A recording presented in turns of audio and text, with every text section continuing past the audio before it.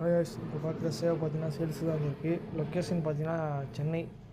எல்லா தலைக்கட்டில் உச்சி குருவி கிளிகண்டம்னு சொல்லுவாங்க.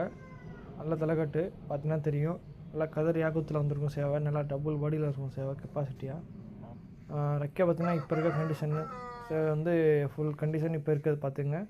2 ரெக்கையும் பார்த்துங்க. அடுத்து பார்த்தீங்கன்னா சேவை நல்லா ஒரு டபுள் பாடி சேவை தான். கத்தரில் இருக்கும் சேவை.